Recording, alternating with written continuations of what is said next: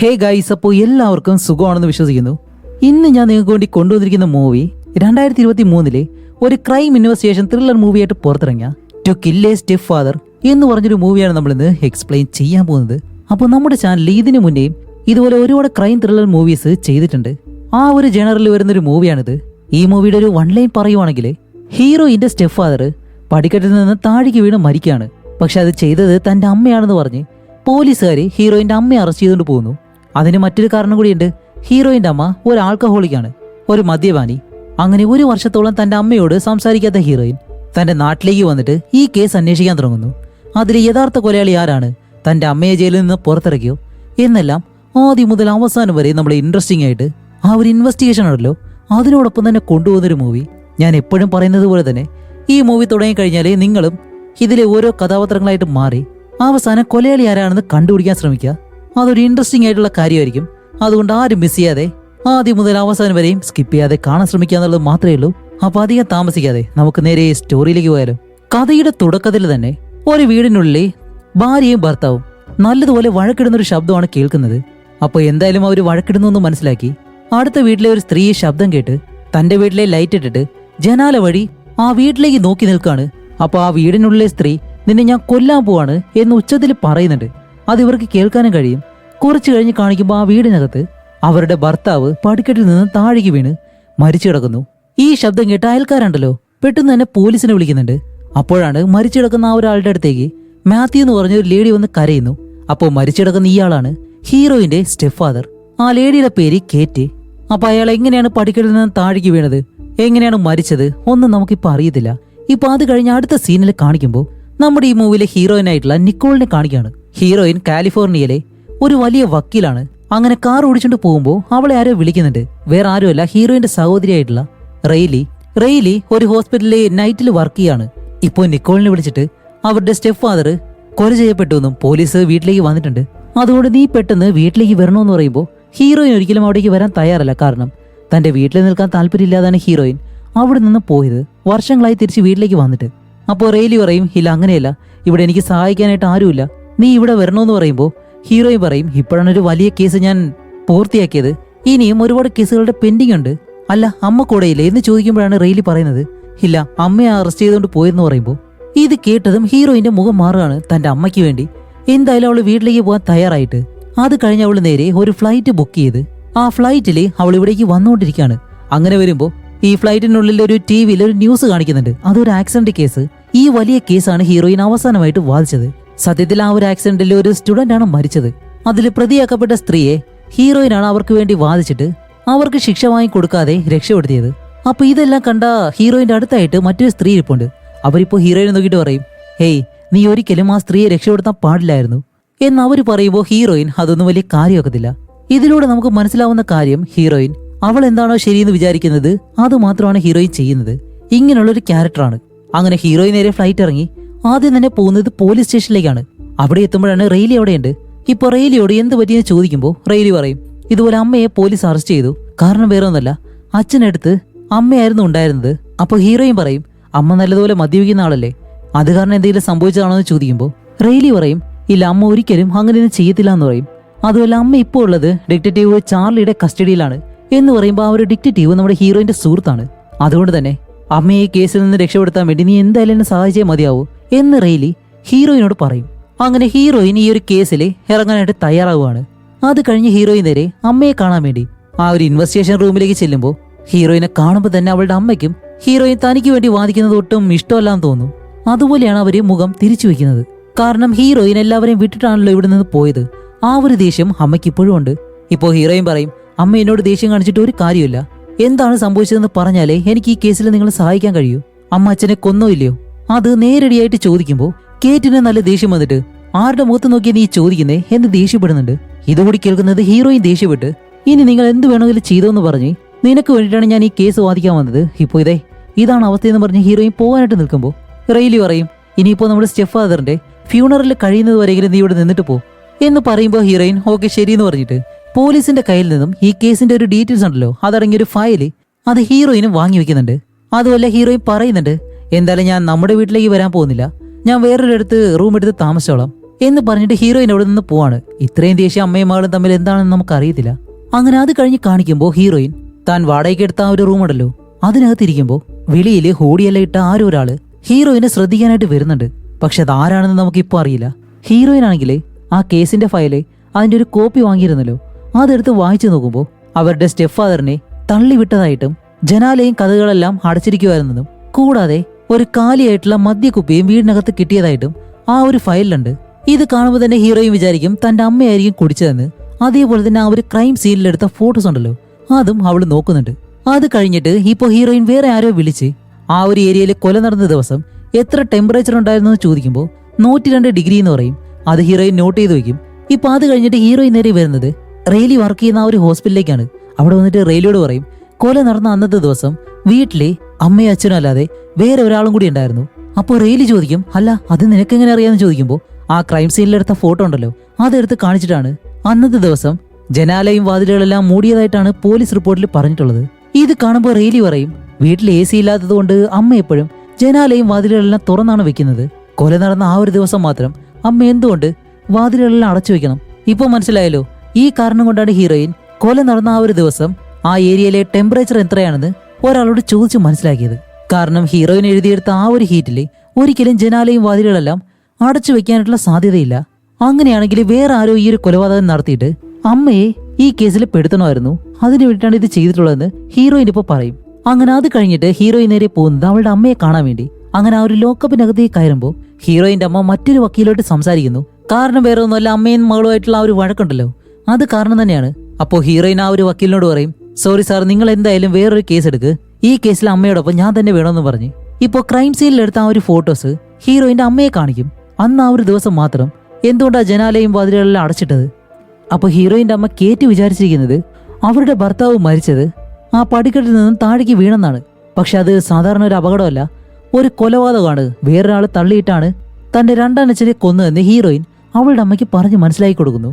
ഇപ്പോൾ ഇവരുടെ വീട്ടിലെ ഡോറ് സ്മാർട്ട് ലോക്കാണ്, അതുകൊണ്ട് ആരാണ് മുന്നിലൂടെ വന്നതെന്ന് മനസ്സിലാക്കാൻ കഴിയും. അങ്ങനെയാണെങ്കിൽ കില്ലർ ജനാല വഴിയാണ് ഉള്ളിലേക്ക് വന്നിട്ടുള്ളത്.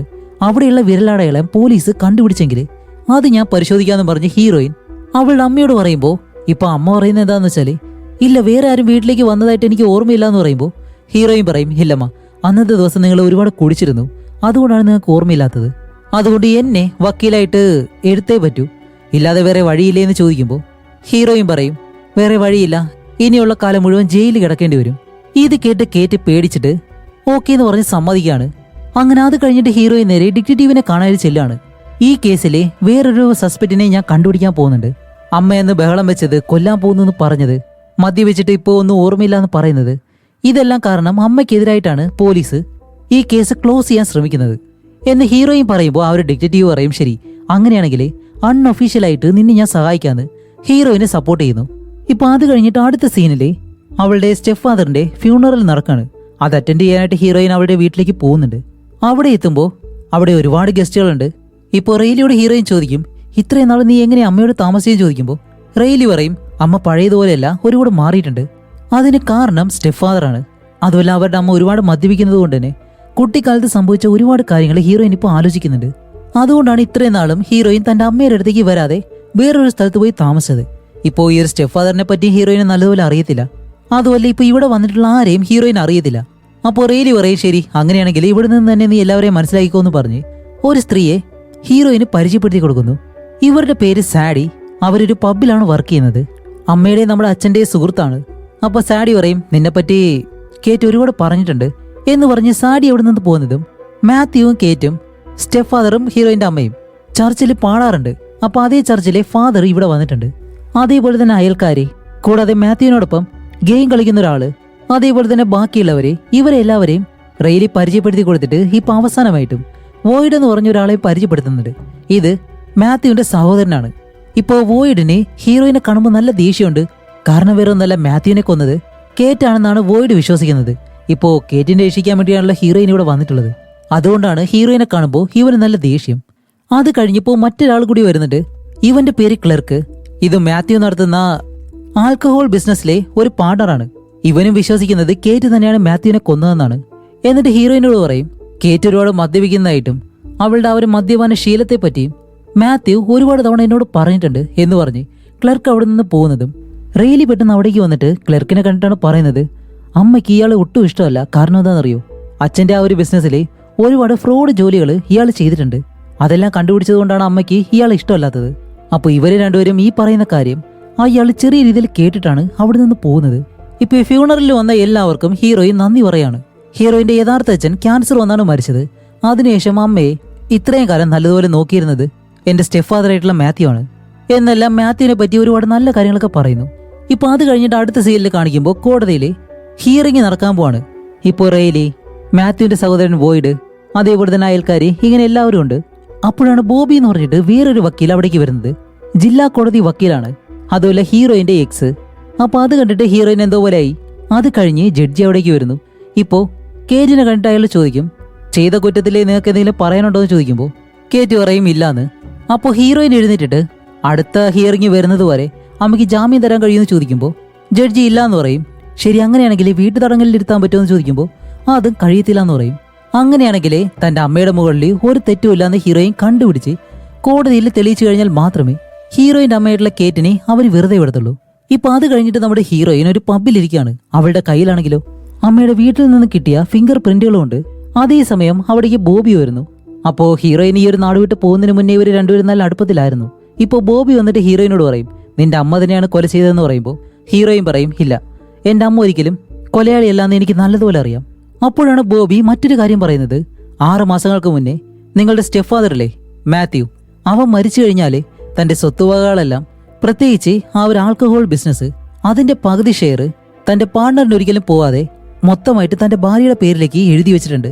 അതുകൊണ്ട് മാത്യു മരിച്ചതിന് ശേഷം ആ സ്വത്തുകളെല്ലാം കിട്ടാൻ പോകുന്നത് നിന്റെ അമ്മയ്ക്കാണ് എന്ന് ബോബി പറയുമ്പോഴത്തേക്കും ഹീറോയിൻ പറയും, പക്ഷെ ആ ഒരു ബിസിനസ്സിൽ അത്ര വലിയ രീതിയിൽ ലാഭമൊന്നും കിട്ടാറില്ലല്ലോ എന്ന് ഹീറോയിൻ ചോദിക്കുമ്പോഴത്തേക്കാണ് ബോബി പറയുന്നത്, പക്ഷെ ആ ഒരു ഫാക്ടറിയുള്ള ലാൻഡിന് വേറൊരു സ്റ്റോറി ഉണ്ട്. എന്താന്ന് വെച്ചാല് മാത്യു മരിക്കുന്നതിന് മുന്നേ ആ സ്ഥലം റിയൽ എസ്റ്റേറ്റിന് വിൽക്കാനായിട്ട് പ്ലാൻ ചെയ്തിരുന്നു. അതിലൂടെ $1.5 മില്യൺ കിട്ടാൻ ചാൻസും ഉണ്ട്. ഒരുപക്ഷെ ഇതറിഞ്ഞ നിന്റെ അമ്മ മാത്യുവിനെ കൊല്ലാനായിട്ട് ഒരു ചാൻസ് ഉണ്ട് എന്ന് ബോബി പറഞ്ഞിട്ട് അവിടെ നിന്ന് എഴുന്നേറ്റ് പോകുന്നതും. ഇപ്പൊ അത് കഴിഞ്ഞ അടുത്ത സീനിൽ നമ്മുടെ ഹീറോയിൻ ആ ഒരു ഡിറ്റക്റ്റീവിനോട് ഇവരുടെ വീട്ടിൽ നിന്ന് കിട്ടിയ ആ ഒരു ഫിംഗർ പ്രിന്റുകളുണ്ടല്ലോ അതിന്റെ ഡീറ്റെയിൽസിനെ പറ്റി ചോദിക്കുമ്പോൾ ഇവരുടെ അമ്മയുടെ ഫിംഗർ പ്രിന്റ് അല്ലാതെ വേറൊരാളുടെയും ഫിംഗർ പ്രിന്റ് ആ വീട്ടിൽ നിന്ന് കിട്ടിയിട്ടില്ല എന്ന് പറയും. അതുപോലെ ഒട്ടോപ്സിയിലെ മാത്യു തനിയെ പടിക്കെട്ടിൽ നിന്ന് വീണതാണ് എന്നാണ് വന്നിട്ടുള്ളത്.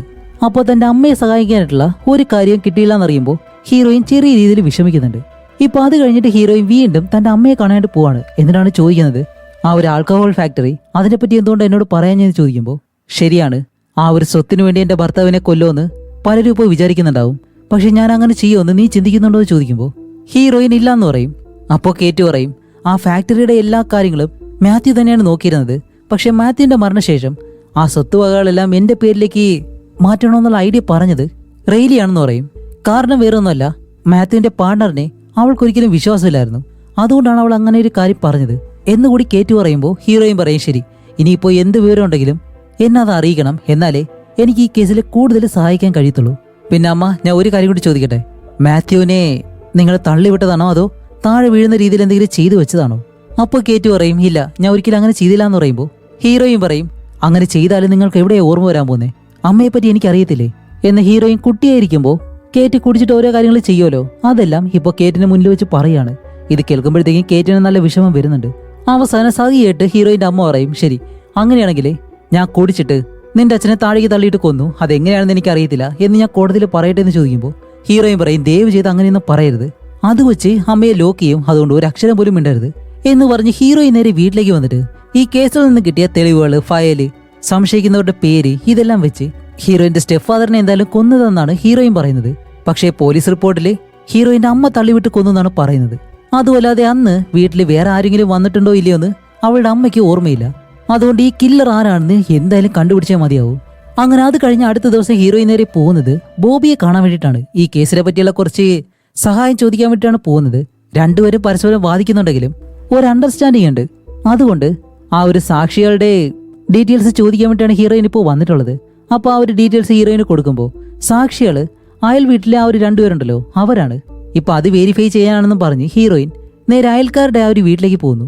അപ്പൊ ആ ഒരു ഡോർബെല്ലിൽ തന്നെ ക്യാമറ ഉള്ളതുകൊണ്ട് ഹീറോയിൻ ആരാണെന്ന് അയൽക്കാർക്ക് നല്ലതുപോലെ അറിയാം. ഇപ്പൊ ഈ ഒരു അയൽക്കാർ പറയുന്നത് എന്താണെന്ന് വെച്ചാല് മോളെ നിന്റെ അച്ഛനും അമ്മയും എപ്പോഴും വഴക്കാണ്, അത് ഇപ്പോഴും ഞങ്ങൾ കേൾക്കാറുണ്ട് എന്ന് പറയുമ്പോൾ ഹീറോയിൻ ആ ഒരു പാണ്ടറുണ്ടല്ലോ ക്ലർക്ക് എന്ന് പറഞ്ഞിട്ട് അവന്റെ ഫോട്ടോ എടുത്ത് കാണിച്ചിട്ട് ഇയാളെ അറിയുമെന്ന് ചോദിക്കുമ്പോൾ അയൽക്കാർ പറയും, അതെ നിന്റെ രണ്ടാനച്ഛനോടൊപ്പം പാണ്ടറായിട്ടുള്ള അയാളല്ലേ, അതെ ഇയാളെ അന്നത്തെ ദിവസം വീടിനടുത്ത് കണ്ടുപോയി ചോദിക്കുമ്പോൾ അവർ പറയും, ഇല്ല നിന്റെ അമ്മയച്ഛനെ മാത്രമേ അന്ന് ഞങ്ങൾ കണ്ടിരുന്നുള്ളൂ, അതുമല്ല നിന്നെ കൊല്ലാൻ പോകുന്നത് നിന്റെ അമ്മ പറഞ്ഞതായിട്ട് ഞങ്ങൾക്ക് നല്ല ഓർമ്മയുണ്ട്. അങ്ങനെ ഹീറോയിൻ കാറും എടുത്ത് അവിടെ നിന്ന് പോകാനായിട്ട് വരുമ്പോഴാണ് ആ അയൽക്കാരനായിട്ടുള്ള ഭർത്താവുണ്ടല്ലോ അയാൾ ഇപ്പോൾ ഒറ്റയ്ക്ക് വന്ന് ഹീറോയിനോട് സംസാരിക്കും. നിന്നോടൊരു കാര്യം പറയണം, നിന്റെ രണ്ടാനച്ഛൻ മാത്യു അയാൾക്ക് വേറൊരു സ്ത്രീയായിട്ട് ബന്ധമുണ്ടായിരുന്നു, പക്ഷെ അവരുടെ പേരെനിക്കറിയത്തില്ല, എന്തായാലും നിന്റെ അമ്മയെക്കാട്ടി പ്രായം കുറവാണ് എന്ന് ആ ഒരു ഭർത്താവ് പറയുമ്പോഴത്തേക്കും ഇവര് രണ്ടുപേരും സംസാരിക്കുന്ന ആ ഒരു കാര്യം വേറെ ആരോ ഒളിച്ചിരുത്തിട്ട് ക്യാമറയിൽ ഫോട്ടോ എടുക്കുന്നു. അങ്ങനെ അത് കഴിഞ്ഞ അടുത്ത സീനിൽ ഹീറോയിൻ നേരെ തന്റെ അമ്മയെ കാണാൻ വേണ്ടി ജയിലിലേക്ക് വന്നിട്ട് അന്ന് മാത്യുവിനെ കൊല്ലാൻ പോകുന്നു എന്തിനാ പറഞ്ഞെന്ന് ചോദിക്കുമ്പോൾ ഞാൻ എപ്പോഴെന്തോ ദേഷ്യത്തിൽ പറഞ്ഞതാണ് എന്നും പറഞ്ഞിട്ട് കൊല്ലുമെന്നാണോ, ഞാൻ അങ്ങനെ പറഞ്ഞതായിട്ട് പോലും എനിക്ക് ഓർമ്മയില്ല എന്ന് ഹീറോയിൻ്റെ അമ്മ പറയുമ്പോഴത്തേക്കും പക്ഷെ നിന്റെ അയൽക്കാരിക്ക് നല്ല ഓർമ്മയുണ്ട് എന്ന് ഹീറോയിൻ പറയും. ഇപ്പോൾ ഹീറോയിൻ പറയും, ശരി മാത്യുവിന് മറ്റൊരു സ്ത്രീയായിട്ട് ബന്ധമുണ്ടെന്നുള്ള കാര്യം നിങ്ങൾക്ക് അറിയുമെന്ന് ചോദിക്കുമ്പോൾ അവളുടെ അമ്മ പറയും, അതെ അറിയാം, പക്ഷേ മാത്യുവിൻ്റെ പേര് മോശമാവണ്ടല്ലോ എന്ന് വിചാരിച്ചിട്ടാണ് നിന്നോട് ആ ഒരു കാര്യം ഞാൻ പറയാതിരുന്നത്. സത്യത്തിൽ 1-2 മാസമായിട്ട് ഞാൻ അയാളെ ശ്രദ്ധിക്കുന്നുണ്ടായിരുന്നു, ലേറ്റായിട്ട് വരുന്നത്, ഫോണിൽ ഒരുപാട് മെസ്സേജും കാര്യങ്ങളൊക്കെ അയക്കുന്നത്. അങ്ങനെ സംശയം വന്നിട്ടാണ് മാത്യുവിൻ്റെ ലാപ്ടോപ്പ് അതിലെ ഇമെയിൽസ് എല്ലാം ഞാൻ ചെക്ക് ചെയ്തത്. അത് കണ്ടുപിടിച്ച ഞാൻ മാത്യുവിനോട് ഇതിനെപ്പറ്റി ചോദിച്ചപ്പോൾ അവൻ പറഞ്ഞു അതെല്ലാം സ്റ്റോപ്പ് ചെയ്യാന്ന്. പക്ഷെ അത് കഴിഞ്ഞും അവരുടെ റിലേഷൻ കണ്ടിന്യൂ ആയപ്പോഴത്തേക്കാണ് അന്ന് രാത്രി ആ ഒരു വഴക്ക് തന്നെ സംഭവിച്ചത്. അതുമല്ല അവസാനമായിട്ട് ആ ഒരു സ്ത്രീക്ക് അവൻ എന്തോ ഒരു മെസ്സേജ് അയച്ചു, റിലേഷൻഷിപ്പ് ഇവിടെ വെച്ച് അവസാനിപ്പിക്കാമെന്ന് പറഞ്ഞ്. അതിനുശേഷമാണ് ഞാൻ കൂടുതലായിട്ട് മദ്യപിക്കാൻ തുടങ്ങിയത്. പക്ഷെ ആ ഒരു സ്ത്രീ ആരാണെന്ന് എനിക്ക് ഇപ്പോഴും അറിയത്തില്ല എന്ന് പറയുമ്പോൾ ഈ കഥ ഹീറോയിൻ ഇപ്പോൾ ഒന്നുകൂടി കേൾക്കുന്നതും ഹീറോയിന് നല്ല ദേഷ്യം വരുന്നുണ്ട് അവളുടെ അമ്മയോട്. കാരണം തന്റെ അമ്മയെ സഹായിക്കാമെന്ന് പറഞ്ഞിട്ട് ഓരോ തവണ ചോദിക്കുമ്പോൾ പുതിയ പുതിയ കഥകളാണ് ഇപ്പോൾ അവളുടെ അമ്മയുടെ അടുത്ത് നിന്ന് കേൾക്കുന്നത്. അപ്പോൾ ഹീറോയിൻ്റെ അമ്മ പറയും, എന്നെ ചതിച്ചതുകൊണ്ട് ആ ഒരു ദേഷ്യത്തിലാണ് ഞാൻ അന്ന് ചെറുതായിട്ട് മദ്യവെച്ചതെന്ന് പറയുമ്പോൾ ഹീറോയിൻ ചോദിക്കും, എന്ത് ചെറുതായിട്ട് മദ്യവെച്ചെന്നു? വീട്ടിൽ ആരൊക്കെ വന്നു പോയെന്ന് പോലും അറിയാത്ത രീതിയിൽ മദ്യവെച്ചിട്ട് ചെറുതായിട്ട് മദ്യവെച്ചെന്നല്ലേ? ഓക്കെ, എന്തായാലും അന്ന് രാത്രി സംഭവിച്ചത് ഓർമ്മയുള്ള കാര്യങ്ങൾ ഓരോന്നായിട്ട് പറയാൻ പറയും.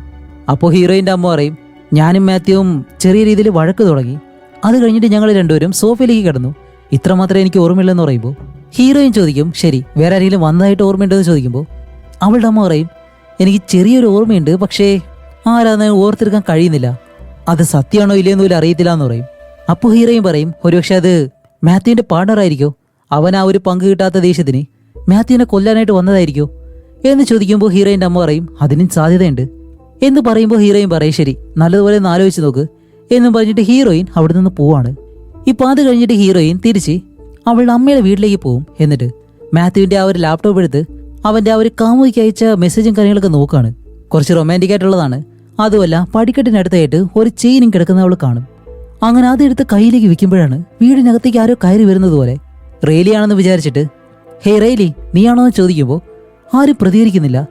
അപ്പോൾ തന്നെ ഹീറോയിൻ റെയിലിയെ വിളിച്ചിട്ട്, റെയിലി നീ എവിടെയാണെന്ന് ചോദിക്കുമ്പോൾ ഇല്ല ഞാൻ ജോലിക്ക് പോവാണ്, എന്തു പറ്റിയെന്ന് ചോദിക്കുമ്പോഴത്തേക്കും ഹീറോയിന് മനസ്സിലായി ഇത് വേറെ ആരോ ആണെന്ന്. അപ്പോൾ ഹീറോയിൻ ഇവിടെ വന്നത് മുതലേ ആരോ ഒരാൾ അവളെ ഫോളോ ചെയ്യുന്നുണ്ടായിരുന്നല്ലോ, അവനാണെന്ന് തോന്നുന്നു. ഹീറോയിൻ അങ്ങനെ പതിയെ ഒരു കത്തിയെടുത്ത് കയ്യിലേക്ക് വെക്കുന്നതും ആ ഒരാളെ കണ്ടുപിടിക്കാത്തത് കൊണ്ട് വേറെ ഒന്നും ചെയ്യുന്നില്ല. അത് കഴിഞ്ഞ് ഹീറോയിൻ അന്ന് ഫ്യൂണറിലെ ആ ഒരു പാർട്ണർ കുടിച്ച കുപ്പിയുണ്ടല്ലോ അതെടുത്ത് വെച്ചേക്കും. കാരണം എന്താണെന്ന് വെച്ചാൽ ആ ഒരു ഫിംഗർ പ്രിന്റ് എന്തെങ്കിലും ഒരു ആവശ്യം വരുമെന്ന് വിചാരിച്ചിട്ട്. അങ്ങനെ അവിടെ നിന്ന് നേരെ പോകുന്നത് റെയിലി വർക്ക് ചെയ്യുന്ന ആ ഒരു ഹോസ്പിറ്റലിലേക്ക്. അവിടെ ചെല്ലുമ്പോൾ തന്നെ റെയിലിയും അപ്പോഴാണ് അവിടേക്ക് വന്ന് ഇറങ്ങുന്നത്. ഇപ്പോൾ റെയിലിയോട് മാത്യുവിൻ്റെ റിലേഷൻഷിപ്പിനെ പറ്റി അറിയുമെന്ന് ചോദിക്കുമ്പോൾ അവളും ഇത് ആദ്യമായിട്ടാണ് കേൾക്കുന്നത്. ഓ അങ്ങനെയൊക്കെ ഉണ്ടായിരുന്നു, സോറി എനിക്കത് അറിയത്തില്ല, കാരണം ഞാൻ വേറൊരു വീട്ടിലാണ് താമസിക്കുന്നത്, അതുകൊണ്ട് എനിക്ക് അവരുടെ കൂടുതലായിട്ടുള്ള ഡീറ്റെയിൽസ് ഒന്നും അറിയത്തില്ല എന്ന് പറയുമ്പോൾ ഹീറോയിൻ പറയും, അതെ മാത്യുവിന് ഒരു റിലേഷൻ ഉണ്ടായിരുന്നു, അത് ആ ഒരു ലാപ്ടോപ്പിൽ അവർ അയച്ച ഒരു മെസ്സേജും കാര്യങ്ങളൊക്കെ ഞാൻ കണ്ടു എന്ന് പറയുമ്പോൾ റെയിലി പറയും, ഒരുപക്ഷെ ഇതൊരു മോട്ടീവായിരിക്കാം എന്ന് പറയുമ്പോൾ ഹീറോയിൻ പറയും, ഇതിപ്പോൾ സംശയിക്കാനായിട്ട് ഒരുപാട് പേരുണ്ടല്ലോ, ആദ്യം വിചാരിച്ചു പാർട്ണർ ആയിരിക്കുമെന്ന്. അവനെ സംശയിക്കുമ്പോഴാണ് ഇപ്പോൾ ഈ ഒരു റിലേഷൻഷിപ്പിനെ പറ്റി ഞാൻ അറിയുന്നത്. അതേപോലെ തന്നെ അമ്മ ഈ ഒരു കൊലപാതകം നടത്താനും സാധ്യതയുണ്ട്, കാരണം ആ സമയത്ത് അമ്മ അത്ര ബോധത്തിലല്ലായിരുന്നു, അതുകൊണ്ട് എന്ത് വേണമെങ്കിലും സംഭവിക്കാം എന്ന് ഹീറോയിൻ പറഞ്ഞിട്ട് ഇപ്പം അവിടെ നിന്നും രാത്രിയാകുമ്പോഴത്തേക്കും അവൾ താമസിക്കുന്ന ആ ഒരു റൂമിനടുത്തേക്ക് ഒന്ന് ഡോർ തുറക്കുമ്പോൾ ഹൂടിയിട്ട ഒരാൾ പെട്ടെന്ന് ഹീറോയിനെ തള്ളിക്കളഞ്ഞ് അവിടെ നിന്ന് വെളിയിലേക്ക് ഓടുകയാണ്. ഹീറോയിൻ പുറകെ തന്നെ പോകുന്നുണ്ട് അയാളെ പിടിക്കാൻ വേണ്ടി. താഴെ എത്തുമ്പോൾ അയാളൊരു കാറിൽ കയറി പെട്ടെന്ന് രക്ഷപ്പെട്ട് പോവുകയും ചെയ്യുന്നു. ഹീറോയിൻ അയാളെ പിടിക്കാനും കഴിയുന്നില്ല. ഇപ്പം അത് കഴിഞ്ഞിട്ട് ഹീറോയിൻ തിരിച്ച് തന്റെ റൂമിലേക്ക് വന്ന് ഒരു ഫോട്ടോ എടുത്ത് നോക്കുമ്പോഴത്തേക്കാണ് അതിന്റെ പിറകിൽ തിരിച്ച് നിന്റെ നാട്ടിലേക്ക് പോകുന്നു എഴുതി വെച്ചേക്കുന്നു. എന്താണെന്ന് വെച്ചാൽ ഈ ഒരു കേസ് അന്വേഷിക്കാതിരിക്കാൻ വേണ്ടിയിട്ടാണ്.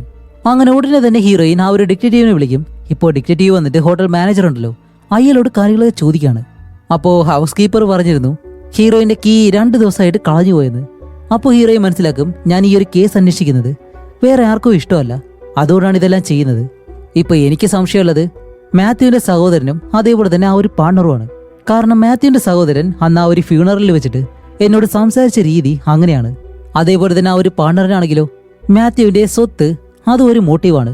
അപ്പോൾ റൂമിനകത്തേക്ക് വന്നവൻ ആ ഒരു ഫോട്ടോയിൽ എഴുതി വെച്ചല്ലോ, അവന്റെ ഫിംഗർ പ്രിന്റ് കിട്ടാൻ വേണ്ടി ആ ഒരു ഫോട്ടോ നമ്മുടെ ഡിറ്റക്റ്റീവ് കൊണ്ടുപോകും. ഓക്കെ, ഇപ്പോൾ കാണുന്ന നിങ്ങളോട് കൊലയാളി ആരാണെന്ന് കണ്ടുപിടിക്കാനായിട്ട് നിങ്ങൾ ശ്രമിക്കുന്നുണ്ടല്ലോ. ഓക്കെ, അത് മറന്നു പോകരുത്. അപ്പോൾ ഡിറ്റക്റ്റീവിന്റെ കയ്യിൽ ഹീറോയിൻ അവളുടെ വീട്ടിൽ നിന്ന് എടുത്തുകൊണ്ടുവന്ന ആ ഒരു ബോട്ടിലുണ്ടല്ലോ, ഈ പാർട്ണറിന്റെ വിരലടയാളം ഉള്ളത്, അത് ചെക്ക് ചെയ്യാനായിട്ട് ഡിറ്റക്റ്റീവിന്റെ കയ്യിൽ കൊടുക്കുന്നുണ്ട്. ഇപ്പൊ അത് കഴിഞ്ഞ അടുത്ത ദിവസം ആ ഒരു ഡിറ്റക്റ്റീവ് നമ്മുടെ ഹീറോയിനെ വിളിക്കും. എന്നിട്ട് പറയും, നിന്റെ റൂമിൽ വന്നു പോയത് ഒന്നുകിൽ പാർട്ണർ അല്ലാന്നുണ്ടെങ്കിൽ മാത്യുവിന്റെ സഹോദരൻ എന്നാണല്ലോ നമ്മൾ സംശയിക്കുന്നത്. അതിൽ മാത്യുവിന്റെ സഹോദരന് രാത്രിയായിരുന്നു ഷിഫ്റ്റ് ഉള്ളത്, പക്ഷെ അവ ഒരിക്കലും ഷിഫ്റ്റിന് പോയിട്ടില്ല. അങ്ങനെയാണെങ്കിൽ മാത്യുവിന്റെ സഹോദരനെ തന്നെയാണ് ഹീറോയിൻ സംശയിക്കുന്നത്. അവളുടെ റൂമിൽ വന്നിട്ട് പോയല്ലോ ആ ഒരാള്, അതേപോലെ ഹീറോയിൻ കൊടുത്ത ആ ഒരു ബോട്ടിലെ ഫിംഗർ പ്രിന്റ്, കൂടാതെ അവളുടെ റൂമിൽ വന്നിട്ട് ആ ഒരു ഫോട്ടോയിൽ എഴുതിയ അവന്റെ ഫിംഗർ പ്രിന്റ്, ഈ 2 ഫിംഗർ പ്രിന്റും ഹീറോയിന്റെ അമ്മയുടെ വീട്ടിൽ നിന്ന് കിട്ടിയ ആ ഒരു ഫിംഗർ പ്രിന്റുകളുണ്ടല്ലോ അതുമായിട്ട് മാച്ച് ചെയ്യുന്നില്ല. അങ്ങനെയാണെങ്കിൽ ആ ഒരു പാർട്ണർ എന്തായാലും ഈ ഒരു സംശയിക്കുന്ന ലിസ്റ്റിൽ ഇല്ലാന്ന് ഇവര് രണ്ടുപേരും വിചാരിക്കുകയാണ്.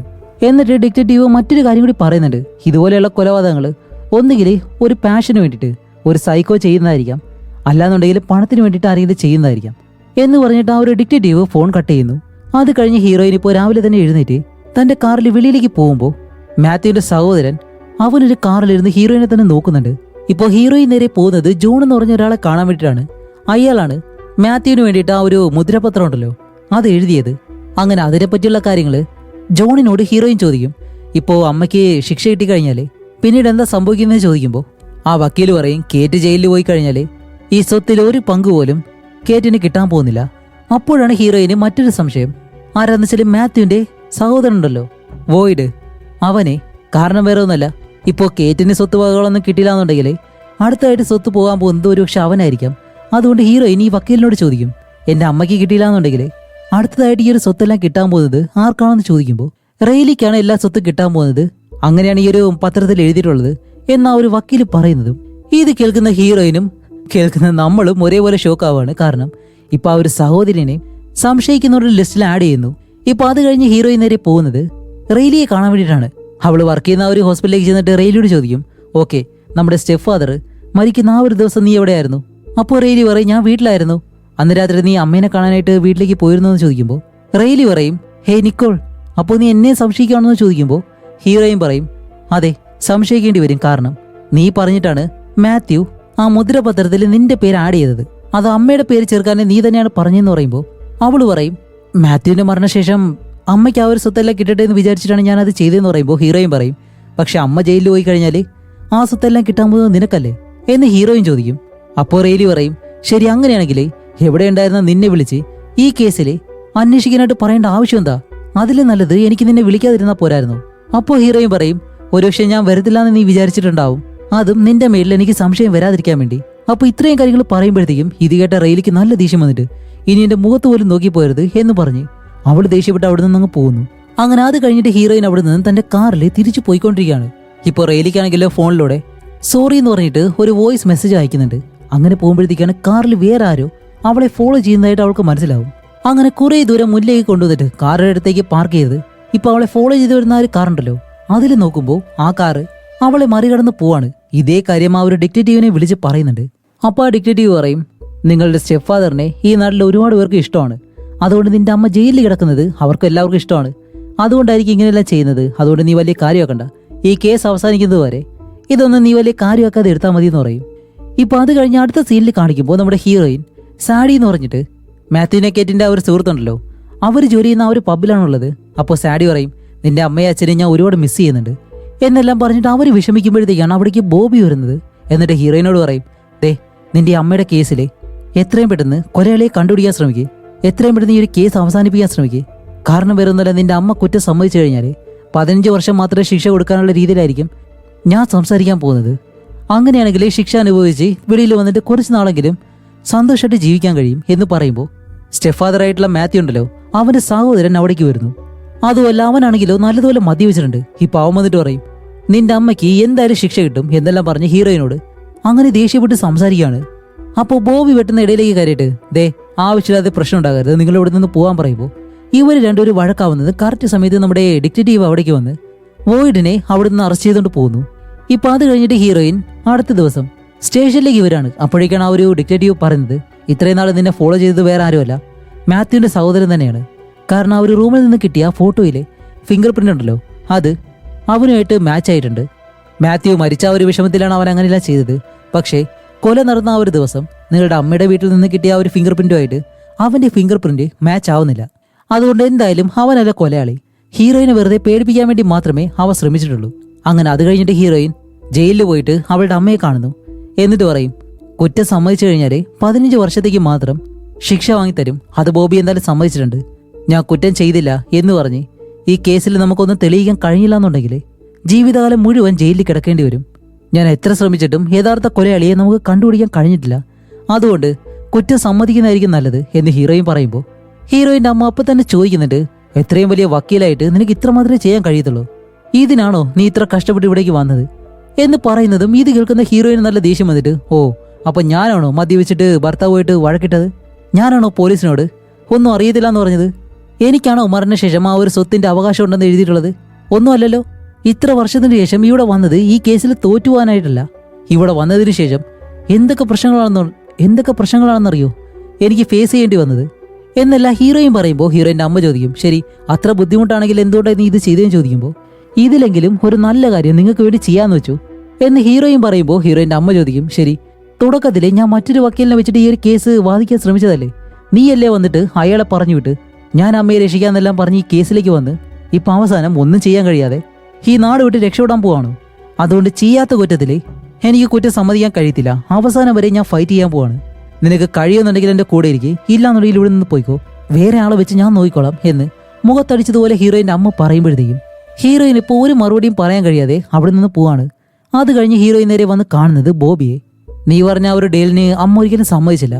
അമ്മ ഇപ്പോൾ വേറെ ഏതൊരു വക്കീലിനെ വെക്കാൻ പോവാണ്. അതുകൊണ്ട് ഞാൻ ഈ ഒരു കേസിൽ നിന്ന് വിട്ടുപോകാൻ പോകുന്നത് പറയുമ്പോൾ ബോബിക്ക് അത് കേട്ടിട്ട് ശരിയായിട്ട് തോന്നില്ല. ബോബി പറയും, നിന്റെ അമ്മ കുറ്റവാളിയാണോ ഇല്ലയോ അതെനിക്കറിയത്തില്ല, പക്ഷേ നീ ഈ കേസ് പകുതിയിൽ വെച്ച് നിർത്തിയിട്ട് പോകുന്നത് അതൊരിക്കലും ശരിയായിട്ടുള്ളൊരു കാര്യമല്ല.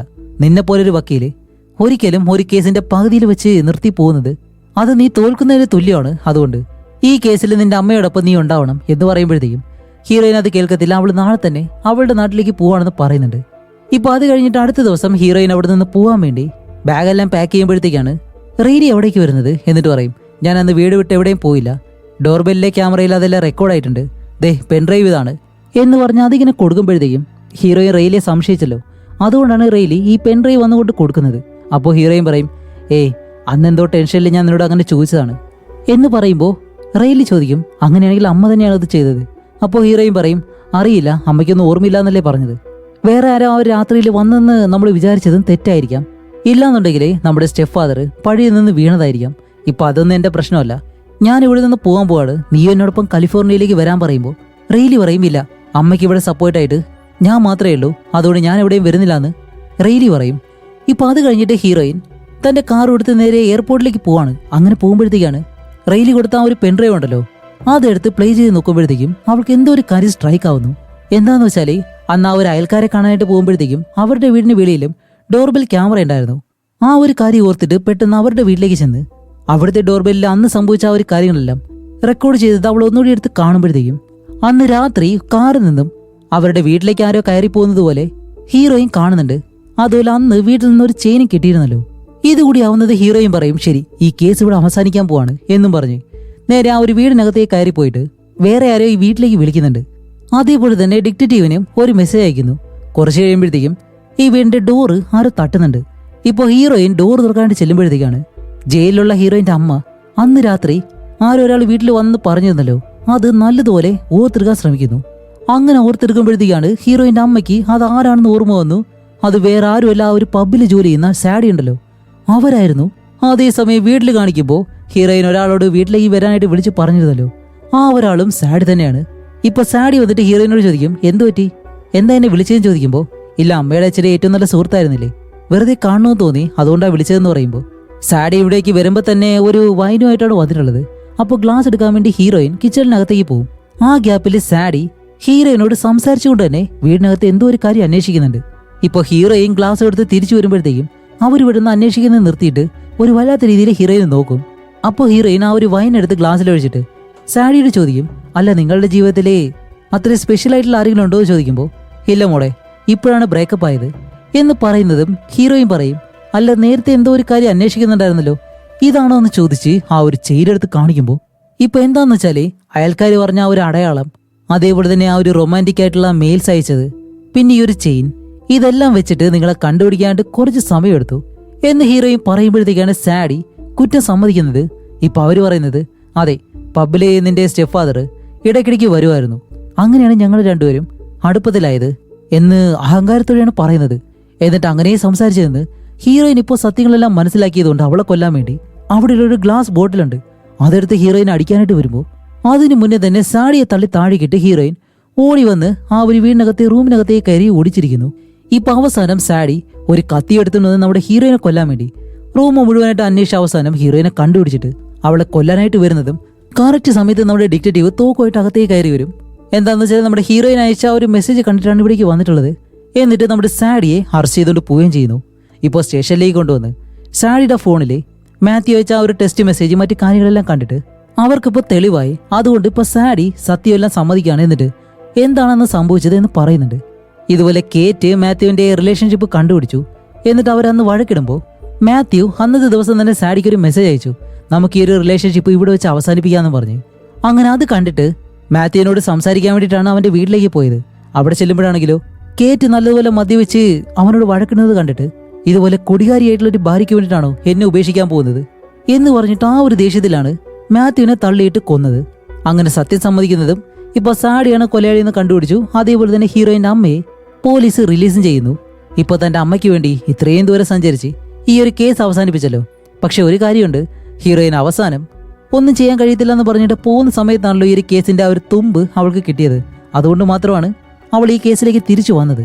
എന്തായാലും തന്നെ ജയിലിൽ നിന്ന് പുറത്തിറക്കിയത് കൊണ്ട് ആ ഒരു സന്തോഷത്തിലെ ഹീറോയിനെ അവളുടെ അമ്മ കെട്ടിപ്പിടിക്കും. അതുമല്ല തന്റെ 2 മക്കൾക്കും വേണ്ടി ഇനിയുള്ള കാലം ജീവിക്കാൻ വേണ്ടിയിട്ട് എന്റെ കുടിക്കുന്ന ഈ ഒരു ശീലം ഞാൻ ഇവിടെ വെച്ച് ഉപേക്ഷിക്കാൻ പോവാണ്.